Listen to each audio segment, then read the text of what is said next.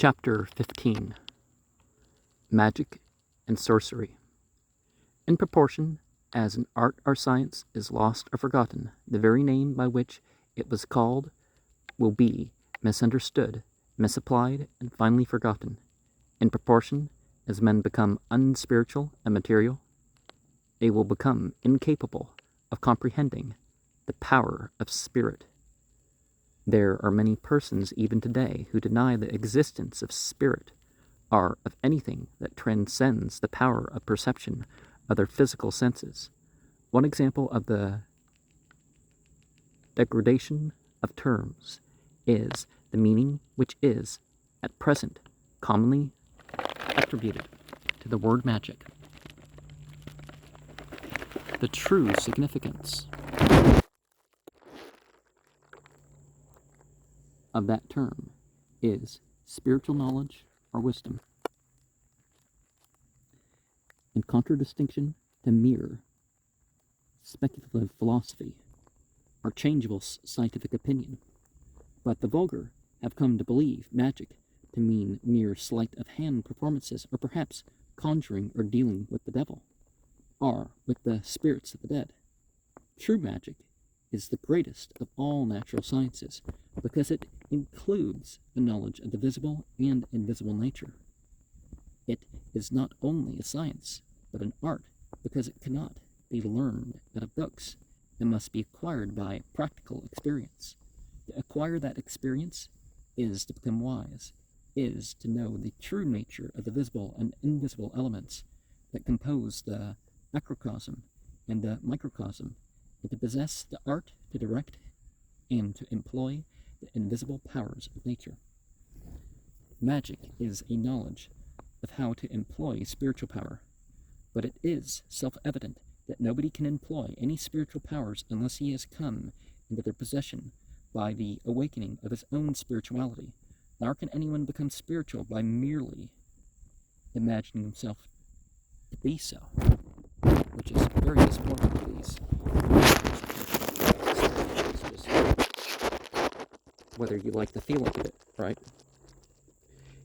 It is therefore not surprising that in an age in which the very meaning of the term spiritual has become incomprehensible to the learned, the meaning of magic has become also a mystery.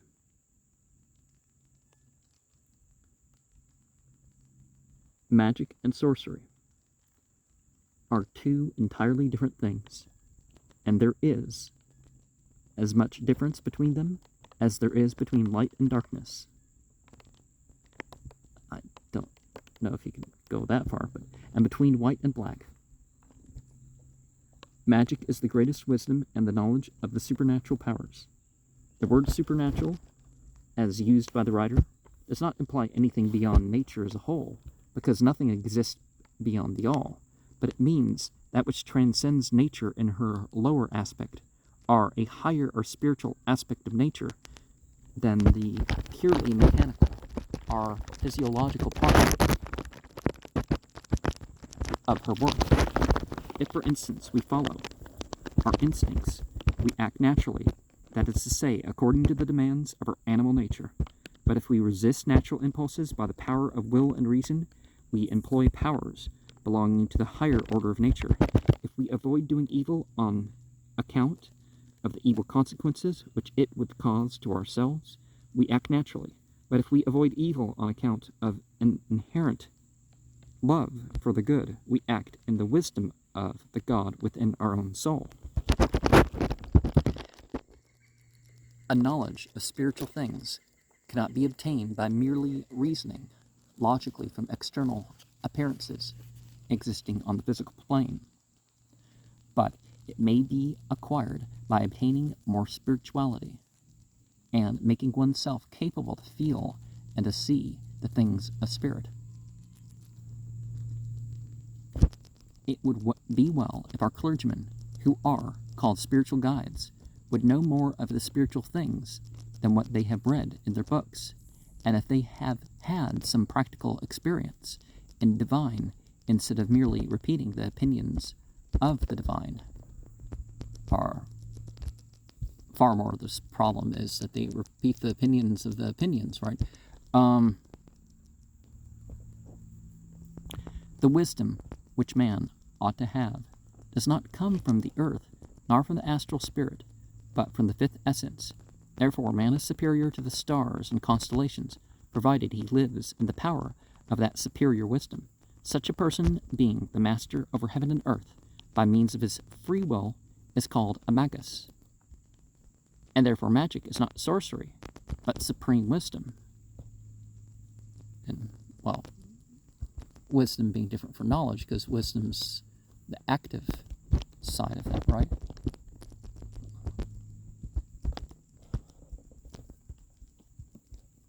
The understanding side of that. Christ and the prophets and the apostles had magical powers acquired less by their learning than by their holiness. They were able to heal the sick by the laying on of their hands and to perform many wonderful but natural things. The clergymen talk a great deal about such things, but where is the priest of today who can do like him? It has been said by Christ that his true followers would do the same things and still greater ones, but it would be difficult to find at present one Christian minister who can do anything as Christ did. But if anyone who is not a man-made minister comes and cures the sick by the healing powers of his own soul, God acting through him, they call him a sorcerer and a child of the devil, and are willing to burn him upon a stake. The first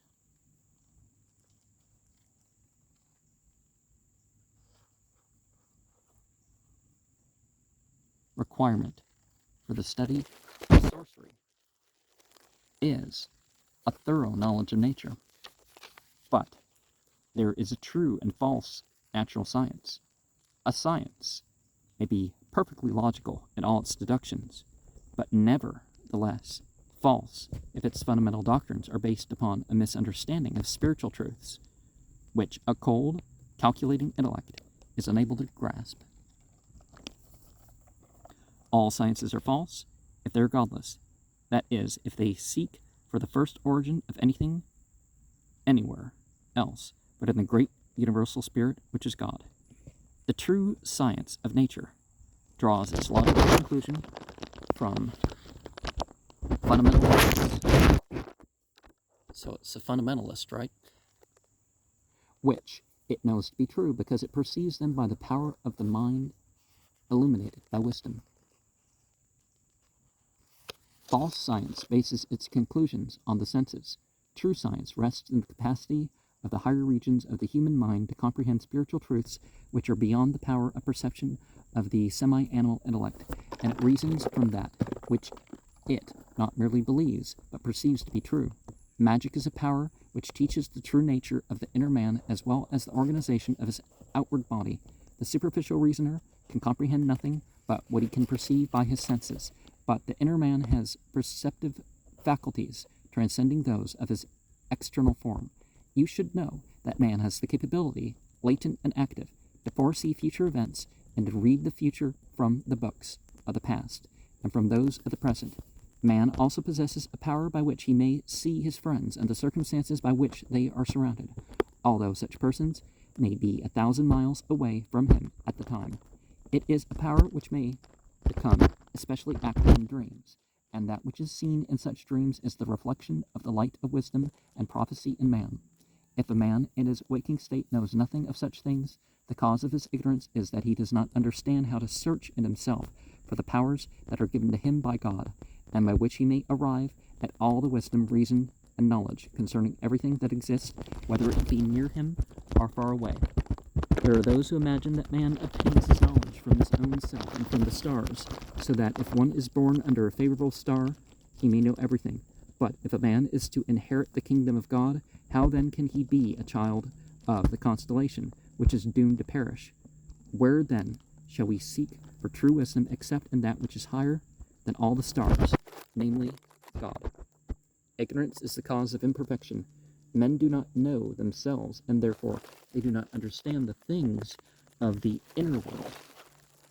Each man has the essence of God and all the wisdom and power of the world germinally in himself. He possesses one kind of knowledge, as much as another, and he who does not find that which is in him cannot truly say that he does not possess it, but only that he was not capable of successfully seeking for it. Exercise of inner sight requires tranquility of the mind. Sleeping is waking in regard to such arts, because it is the inner light of nature that acts during sleep on the invisible man, who, notwithstanding his invisibility, is existing as truly as the visible one. The inner man is the natural man, and knows more than one formed of flesh. How can anyone instruct others in regard to the works of God, if he does not keep his love? How can anyone teach Christ if he does not know him? How can that which is not eternal know the eternal? How can a fool teach divine wisdom? Verily, the nearer we approach the judgment, the more will there be wiseacres and pretended instructors. But on that day, those who were the first will be last, and the last ones the first.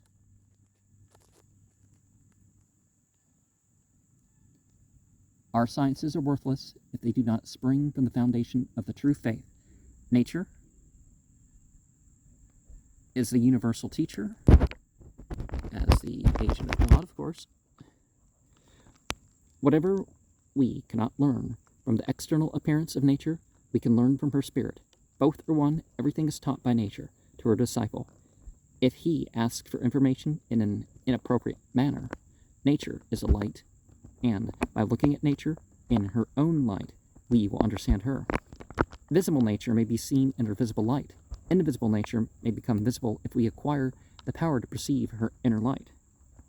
There is nothing to prevent any person from seeing in this inner light of nature, except the errors, prejudices, and misconceptions which are caused by the illusions of the senses, and which are intensified by an education and a system of philosophy which mistakes these errors for fundamental truths. The truth can only be found where it is. A knowledge of the supreme power of the universe cannot be obtained by denying its existence. Life cannot be found in an empty form. The hidden things are there like a pillar of rock before the blind person. He can see it if he is able to open his eyes. The moon shines out, but does not show things in their true colors. But if the sun arises, then will the true colors be seen. Thus, external light in nature is like the moon, beyond which shines the internal light, and that which has been invisible will appear visibly and comprehensibly. There is a light in the spirit of man illuminating everything, and by which he may even perceive supernatural things. Those who seek in the light of eternal nature know the things of nature. Those who seek knowledge in the light of man know the things above nature, which belong to the kingdom of God. Man is an animal, a spirit, an angel, for he has all three qualities. As long as he remains in nature, he serves nature. If he moves in the spirit, he serves the angel in him. If he lives in the angel, he serves as an angel. The first quality belongs to the body. The other two belong to the soul, and they are its jewels. Now, again, pointing out the ambiguity of the English word angel. We don't become the light beings or clay beings, even though our real identity is as the clay being soul. The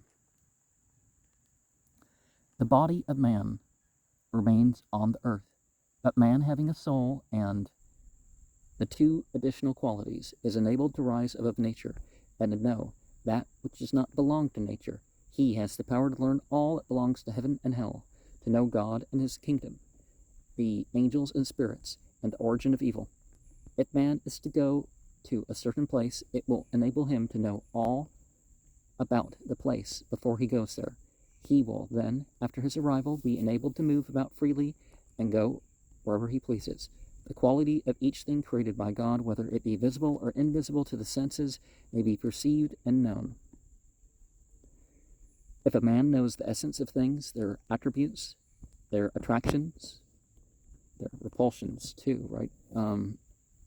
Or their disagreements, and the elements of which they consist, he will be a master of nature, of the elements and of the spirits. The truth does not grow from your speculation and fantasy, but he who understands his own nature in the light of nature possesses true knowledge.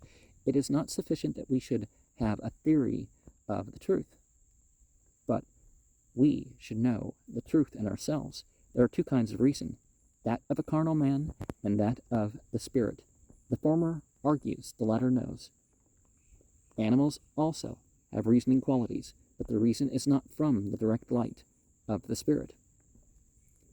The light of nature teaches us that all forms, reasonable and unreasonable, sensitive ones and such, are without sensation, have their natural spirit. The necromanticus, seer, must know these spirits, for with that knowledge he will not find their true character.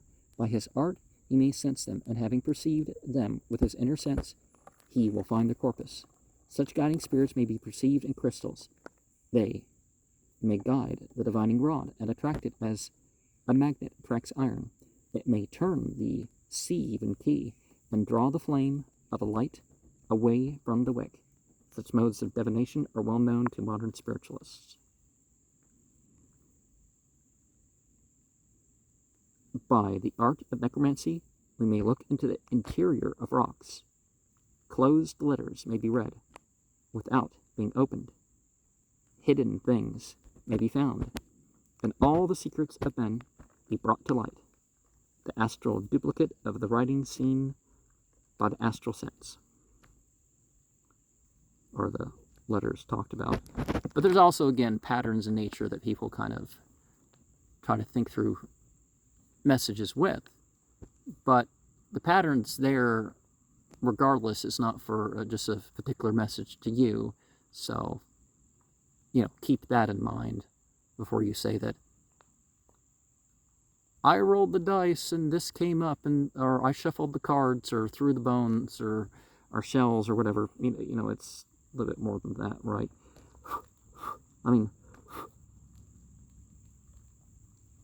Sort of, it's less than that. It's more than that in terms of what you're doing to the meaning and stuff like this.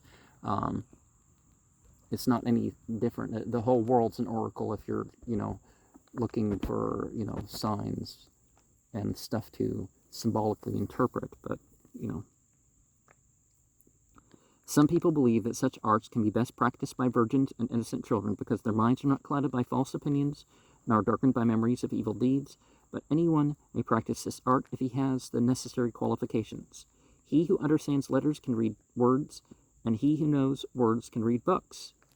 See, a lot of this stuff, you're reading possibilities from books, and you're cold reading people and political situations and stuff like this. But if it was really the stars were speaking to you because of these patterns and stuff like this, none of that other stuff would be necessary, and it wouldn't be everything in its opposite,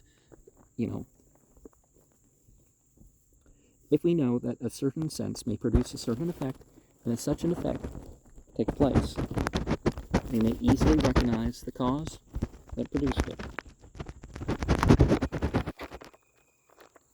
If the crowing of cocks announces a change of weather, and if we hear the cocks crow in an unusual manner, and no, those are pileated woodpeckers, right? We may predict that the weather will change.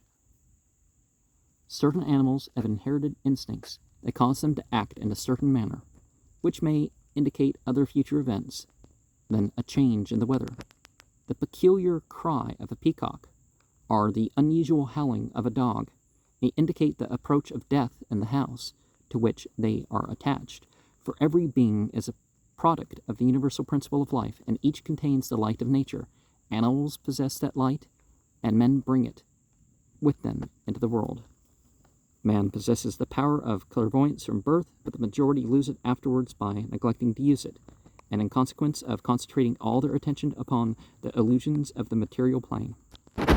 Well,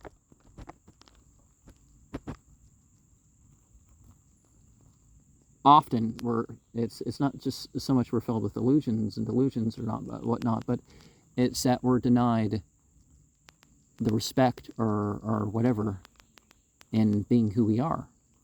Oh, he has dreams, but he doesn't have the priesthood authority because he's a 10-year-old or something. Yeah, I didn't remember dreams for a long time after that. Dreams and visions of a true spiritual origin. The power of clairvoyance and prediction is especially active in dreams when the activity of the physical body is subdued and the disturbing influences coming through the avenues of the physical senses are excluded. Artists and students have often received instructions in their dreams in regard to things which they desired to know.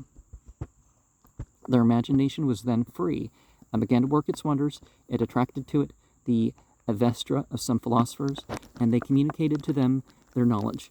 Such things happen frequently, but it often occurs that on awakening to consciousness in the outer world, a part of what has been learned during the dream is forgotten.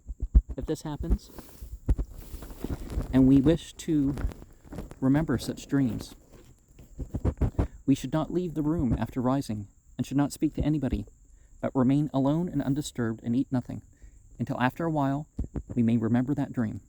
Dreams are visions of a true spiritual origin, make usually a very strong impression, and are not then easily forgotten. And of course, one of the things we should look at is, well, okay, is the spiritual origin ourselves? Is the spiritual origin the demons? Or is it something sanctioned by God through the genderless angels and that sort of thing? It is often the case. The dreams have an important meaning, but many dreams that are pleasant may signify sorrow, and disagreeable dreams may signify joy, and we should therefore not put too much confidence in dreams. Thus, for instance, we may dream of a death and burial, and the cause of that dream may be that one of the animal elements of our own constitution has died, or in other words, that we have become free from some degrading passion or element, an event which is surely a cause for joy. Man's astral bodies may more easily be influenced during sleep than during the waking state. The power to influence people during their sleep is sometimes used for evil purposes. Some persons being in love with others.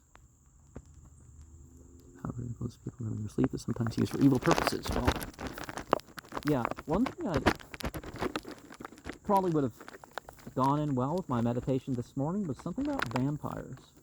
Right? Something about vampires. And so that's an example of the dreamwalker thing that's gone awry. Some persons being in love with others and finding their love unrequited have sometimes used this circumstance to influence those whose love they desired by appearing to them in their dreams. They would write with their own blood their names upon pieces of genuine parchment paper and put the slips under their pillows or beds, so that these persons might see the intended lovers in their dreams and fall in love with them. Girls used to put their belts, ribbons, locks of hair, etc., under the pillows of young men for whose love they craved, but very seldom they found the desired result in this manner, because they forgot that faith is necessary to obtain success. This art of causing certain visions by contact with certain articles has been rediscovered in modern times and is now called psychometry. And, well, it's also called having a psycho stalker who hides, her own hair in your bed and stuff like that. A strong faith and a powerful imagination are the two pillars supporting the door to the temple of magic, and without which nothing can be accomplished. Imagination is the creative power of man, and it may act instinctively and without any conscious effort of the will. Man has a visible and invisible workshop. The visible one is his body, the invisible one his imagination, mind in general. The sun gives light, and the light is not tangible, but its heat may be felt, and if the rays are concentrated, it may set a house on fire. The imagination is the sun and the soul of man, acting in its own sphere as the sun of the earth acts in that of the latter. Wherever the latter shines, germs planted in the soil grow and vegetation springs up, and the sun of the soul acts in a similar manner and calls the forms of the soul into existence. Visible and tangible forms grow into existence from invisible elements by the power of the sunshine, and invisible vapors are attracted and collected together into visible mists by the power of the sun of the outer world, and the inner son of man may work similar wonders. The great world is only a product of the imagination of the universal mind, and man is a little world of its own that imagines and creates by the power of imagination. If a man's imagination and faith is strong enough to penetrate into every corner of his interior world, it will be able to create things in these corners, and whatever man thinks will take form in his soul. But the imagination of nature is like a monkey, and the pictures formed in the imagination of man create corresponding images in the mirror of nature.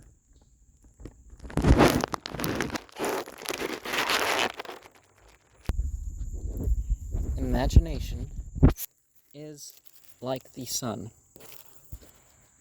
The sun has a light which is not tangible, but which, nevertheless, may set a house on fire. But the imagination is like a sun in man, acting in that place on which its light is directed. Man is that which he thinks. If we do not think that which we speak, our words will be empty talk. He who thinks many things disperses his power in many directions. He who thinks only one thing is powerful. If he thinks fire, he is fire. If he thinks war, then he will cause war. It all depends merely on that. The whole of his imagination becomes an entire sun, i.e., that he wholly imagines that which he wills. The sun acts upon the visible soil of the earth and upon invisible matter in the air. Imagination acts upon the invisible substance of the soul, but the invisible earth is formed from the invisible elements of the earth, and man's physical body is formed from his invisible soul, and the soul of man is as intimately related to the soul of the earth as the physical body of the former is related to the physical body of the latter. And they continually act upon each other, and without the latter, the former could not exist. Visible matter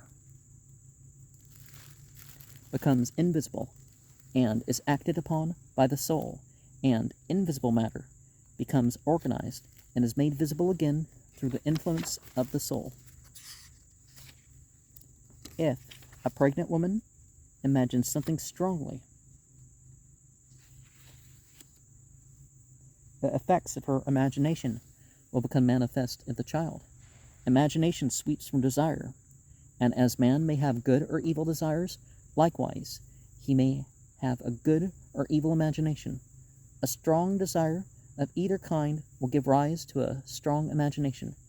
Curses, as well as blessings, will only be effective if they come from the soul. If we do not think that which we speak, our words will be empty talk. He who thinks many things disperses his power in many directions. He who thinks only one thing is powerful. Okay, they've had the same note twice. Nothing can come out of the sphere of the mind except that which is drawn to it, and that which is drawn into it may come out. If a pregnant woman craves for strawberries, the image of strawberries redrawn into her mind, and her imagination may impress a mark resembling a strawberry upon the child. Frogs do not grow in the sky, and if, as it happened, a multitude of frogs came down from it during a rain, these frogs must have been drawn up before they came down. The imagination of women is usually stronger than that of men. They are more passionate, stronger in love and stronger in hate, and their imagination may carry them during their sleep to other places, where they may be seen by others who are in the same state. Well, even a cow can be picked up by the wind,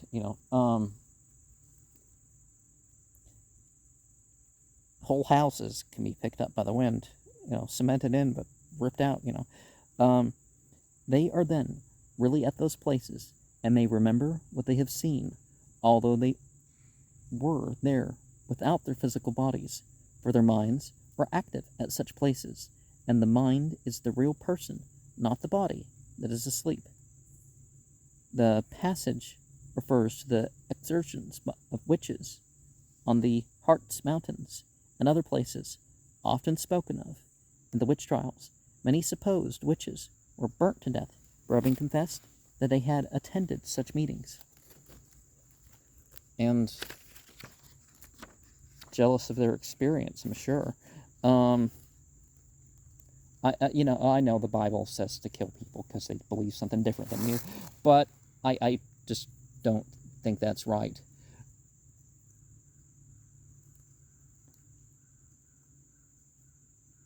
Or, at least it's illegal, so you shouldn't do it for that reason, if you can't be convinced of that.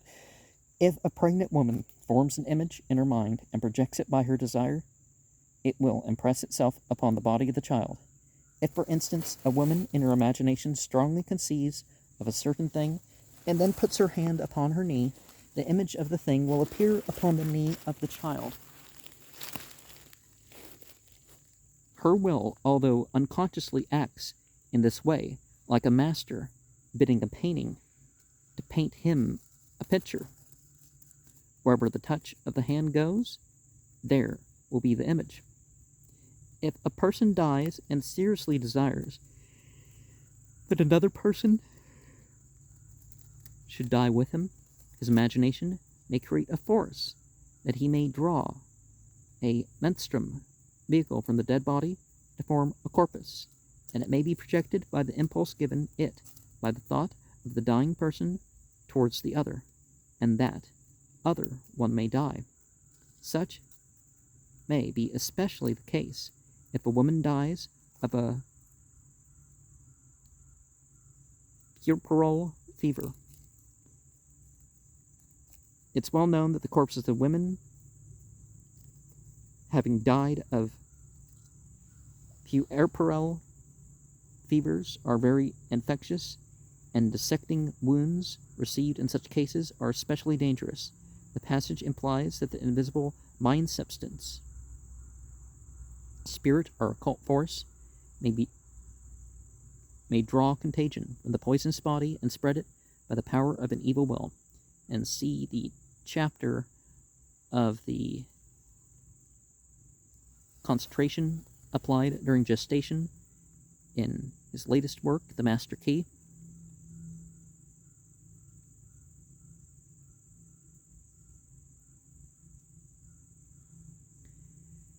If, for instance, a woman in her imagination strongly conceives of a certain thing and then puts her hand upon her knee, the image of the thing will appear upon the knee of the child. Her will, although unconsciously, acts in this way, like a master bidding a painter to paint him a picture. Wherever the touch of the hand goes, there will be the image. If a person dies and seriously desires that another person should die with him, his imagination may create a force that may draw a menstruum vehicle from the dead body to form a corpus, and it may be projected by the impulse given it by the thought of the dying person towards the other, and the other one may die. Such may especially be the case if a woman dies of puerperal fever. Did I read that part again? If such a woman wishes that the whole world should die with her, an epidemic may be the consequence of her poisonous imagination. Fear, terror, passion, desire, joy, and envy are 6 states of the mind, which especially rule the imagination, and consequently the world of man. And as the mind of man is the microcosmic counterpart of the universal mind, the antitypes of these states are also active in the imagination of the world, and the thoughts of man act upon the latter, as the latter acts upon him. It is therefore desirable that we should govern our imagination, and not allow it to run wild. We should attempt to grasp the spirit by the power of the spirit, and not by speculative imagination. This means that we should be able to feel the truth with our souls without reasoning about it from an objective standpoint. We should realize the truth by being one with it, and not examine it as if it were something strange and separate from ourselves. Man is twofold. A twofold being, having divine and animal nature. If he feels and thinks and acts as a divine being should act, he is a true man. If he feels and thinks like an animal, he is then an animal. And the equal of those animals whose mental characteristics are manifested in him by his acting. An exalted imagination, caused by a desire for the good, raises him up. A low imagination caused by a desire for that which is low and vulgar drags him down and degrades him. The spirit is the master, imagination the tool, and the body the plastic material. Imagination is the power by which the will forms sidereal entities out of thoughts. Imagination is not fancy, which latter is the cornerstone of superstition and foolishness. The imagination of man becomes pregnant through desire and gives birth to deeds. Everyone may regulate and educate his imagination so as to come thereby into contact with spirits and be taught by them.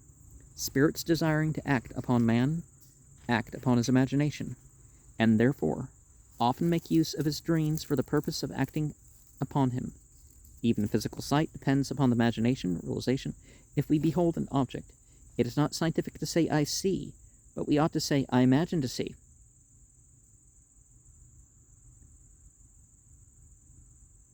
During sleep, the sidereal man may, by the power of imagination, be sent out of the physical form at a distance to act for some purpose. No place is too far for the imagination to go, and the imagination of one man may impress that of another, wherever it reaches. Imagination is the beginning of the corpus of a form, and it guides the process of its growth. The will is a dissolving power, which enables the body to become impregnated by the tinctura of the imagination. He who wants to know how a man can unite his power of imagination with the power of the imagination of spirits must know by what process that may be done. A man comes into possession of creative power by uniting his soul, by uniting his own mind with the universal mind, and he who succeeds in doing so will be in possession of the highest possible wisdom. The lower realm of nature will be subject to him, and the powers of his soul will aid him because his soul is the servant of wisdom. This, however, no man can do by exercising his own self-will, but it is accomplished by the divine will in him, to which he must surrender himself. Before man is born and afterwards, his soul is not perfect, but it may be perfected through the power of his will. Spirits are essential, visible, tangible, and sensitive in relation to other spirits. The term spirit here refers to intelligent souls. Before man, they stand in a similar relation to each other as physical bodies to other physical bodies. Spirits speak with each other through the will, but not through audible speech. Well, people can hear things of the other realms sometimes. While the body is asleep, the soul may go to a distant place and act intelligently at such a place. It may happen that the spirit of a person will go to a distant place while the body is asleep and act intelligently there, and that the man, after awakening from his sleep, remembers nothing about it, but an adept, whose spiritual consciousness is his normal state, may do so knowingly and consciously, and remember all about it after his spirit returns to his body. One man may communicate his thoughts to another one, with whom he is in sympathy at any distance, however great it may be. Or he may act upon the spirit of another person in such a manner as to influence his actions after the body of the latter awakens from his sleep, and in this way he may even injure the health of the latter, and upon this law of nature is based the possibility of witchcraft and sorcery. Now, it's not witchcraft or sorcery just because somebody's getting harmed by a curse or something. Many successful scientific experiments with thought transference have recently been made. Similar scientific experiments for long distances will be more difficult on account of the difference in time, place, and conditions, and because spiritually enlightened persons possessing greater power of impressing their thoughts at great distance are at present not easily found. It has been proven by many experiments that a person thrown into a mesmeric sleep by a mesmerizer may be requested to do certain things after he awakens from his sleep, and that after he awakens, he will perform such actions, although he will not remember what has taken place during his sleep. Well, still, he's opened himself or herself, really, either gender, but you say himself, it includes both.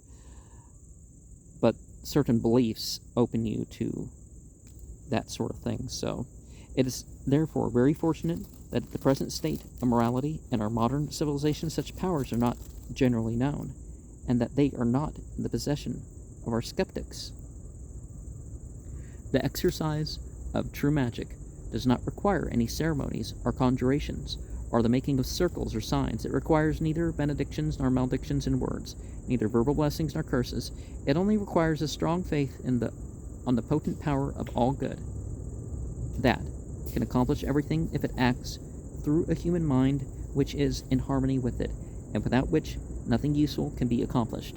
True magic power consists in true faith, but true faith rests in spiritual knowledge, and without that kind of knowledge there can be no faith. If I know that divine wisdom can accomplish a certain thing through me, I have the true faith. But if I merely believe that a thing might be possible, or if I attempt to persuade myself that I believe it is a possibility, such a belief is no knowledge and confers no faith. No one can have a true faith in a thing which is not true, because such a faith would merely be a belief or opinion based on ignorance of the truth. Well, a belief is something you don't quite have faith, you don't quite have knowledge, but you have, it's been passed on. But isn't most things, including our modern scientific claims, not because we personally know of it, but we're accepting the conclusions that are being passed on to us because they're being passed on to us? No one can have a true faith in a thing which is not true, because such a faith would be merely a belief or opinion based on ignorance of the truth. Well, no, the faith part is a little bit different, because there's some knowledge that leads to some sort of conclusion, but sometimes the conclusion is wrong. So you can't have faith in the wrong conclusions.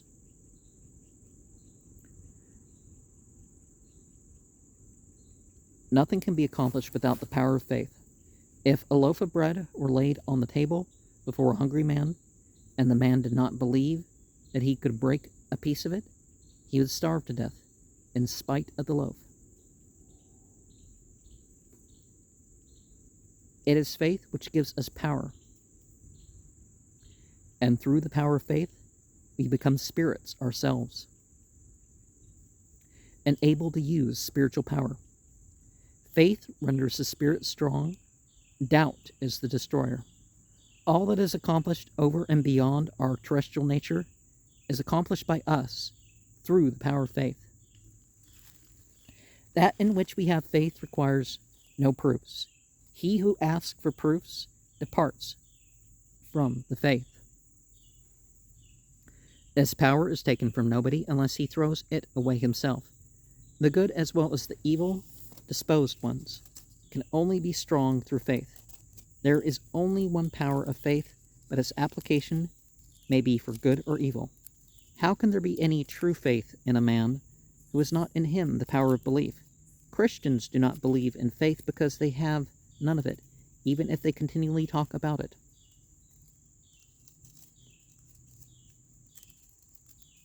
Well, some of them do, so we got to be careful about this statement, but sometimes it's not in the right thing, sometimes whatever, but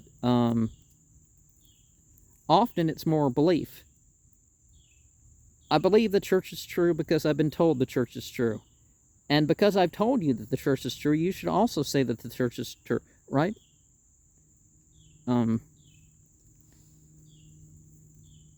Where can we find a theologian who drove out an evil spirit, or made a spirit come, or who healed the sick by the power of his will? Not to mention the fact that no clergyman ever removed a mountain by means of his faith, or threw it into the ocean. Faith is not based upon any intellectual comprehension, but it is the true spiritual understanding. It is not a belief into some external aid, but the internal consciousness of the possession of power. If Joshua Davidson broke his leg by jumping from a 2-story window for the purpose of proving his faith, it was because he superstitiously believed that some external deity would protect him in his fall. And he knew nothing of the power of the God in his own self. His faith was an artificial and not a natural one. He knew nothing about God, that is to say, he had no divine will. He placed his confidence in the say-so of the theologians, but not in his own perception of truth. But if someone produces a sign, be it good or evil, they denounce him and call him a sorcerer, for they are not capable of distinguishing between magic and sorcery.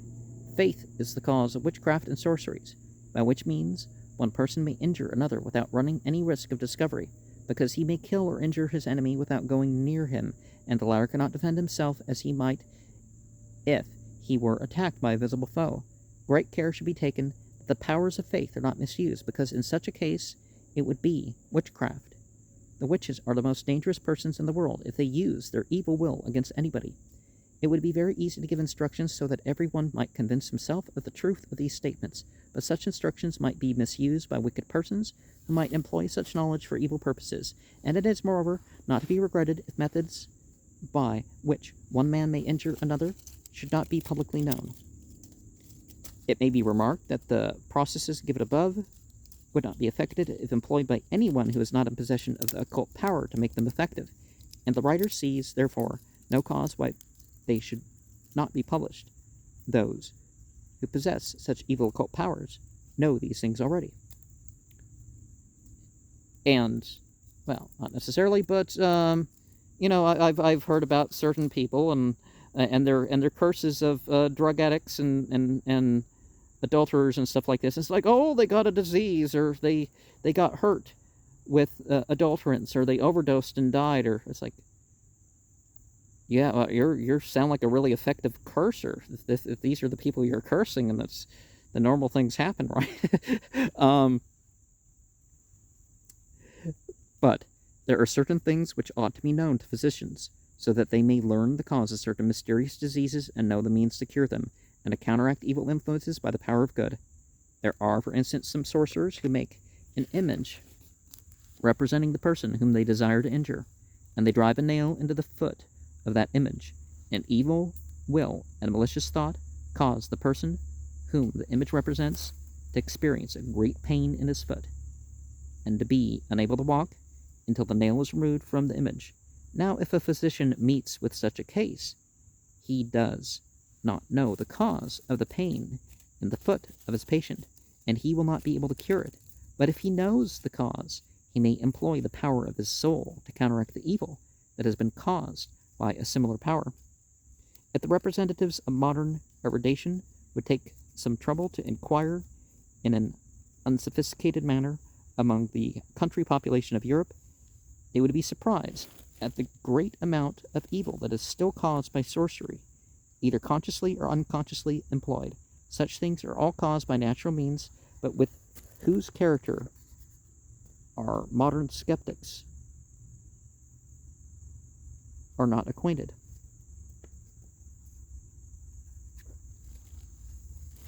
Thus, it has happened that nails and hair, needles, bristles, pieces of glass, and many other things have been cut or pulled out of the bodies of some patients, and were followed by other things of a similar character, and that such a state of affairs continued for many weeks or months, and the physicians stood there helpless and did not know what to do.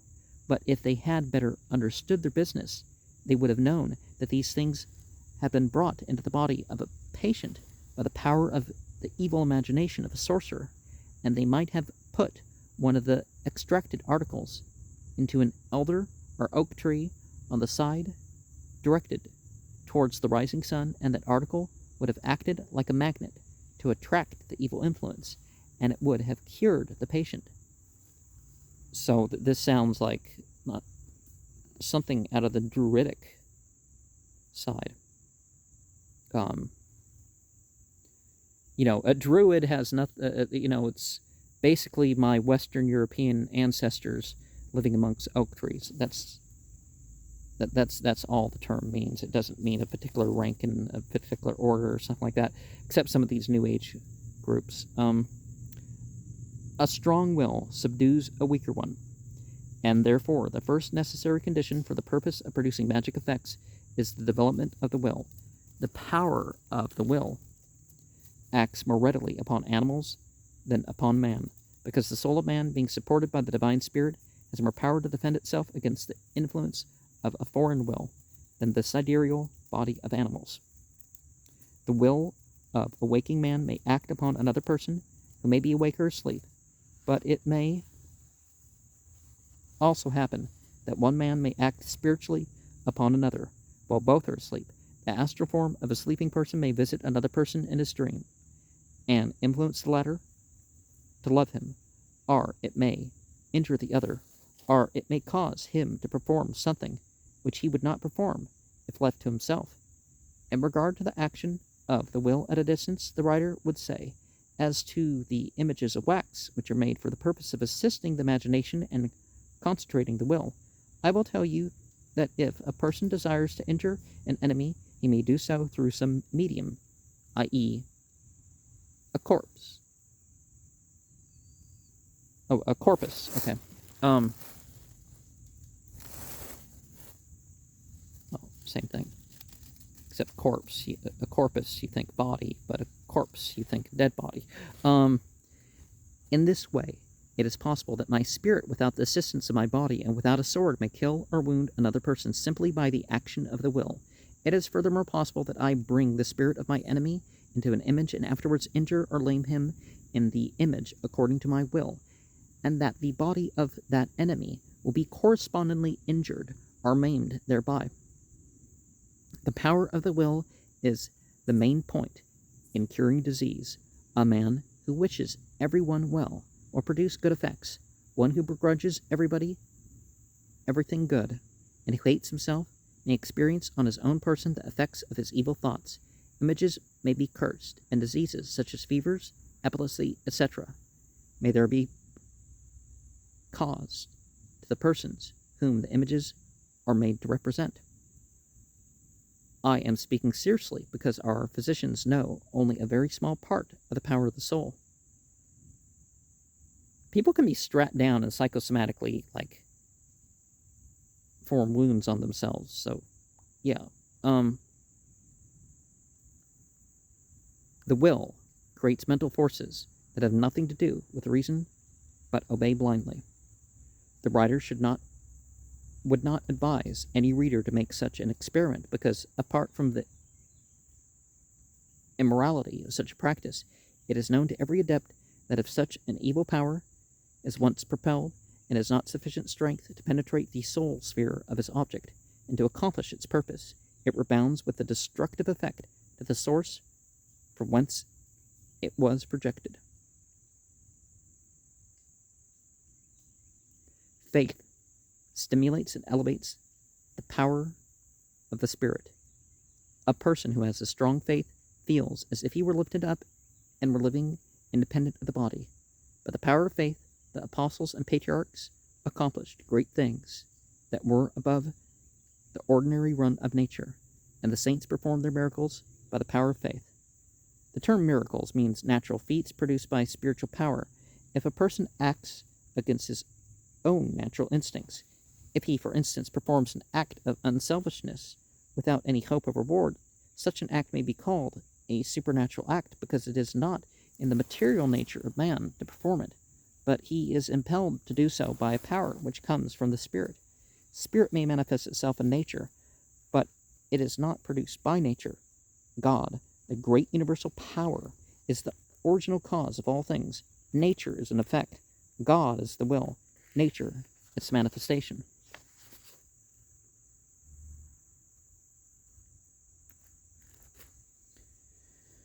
Such miracles were performed by the saints during their lifetime, or performed by their own faith. Other miracles that took place through their relics or near their tombs were caused by the power of faith of those who asked their help.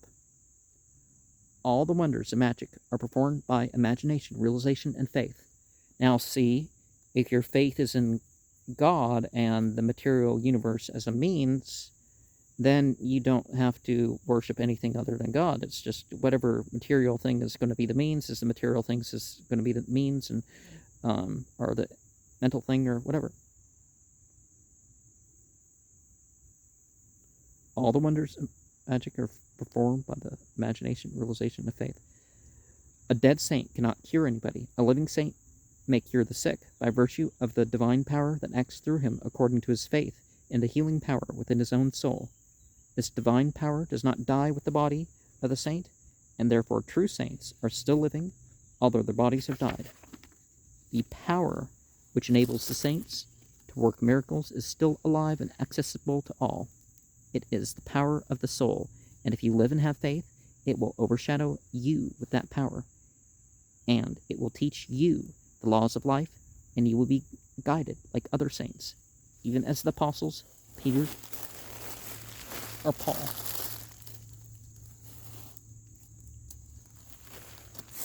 And a lot of these things, again, it's not just that one side has power, it's the other side has also beliefs and mentality that allows a vulnerability. Because there are powerful curses, and people who don't believe in these powerful curses, they don't have the heart attack or have trouble breathing or a pain in a particular spot or they don't have the accent or whatever, because they have not opened themselves to these things by their beliefs. Now, you can open yourself to the spiritual power without opening yourself to this fear that a greater magician is going to, come cast some spell on you. And quick look around to see what sort of animals we have. And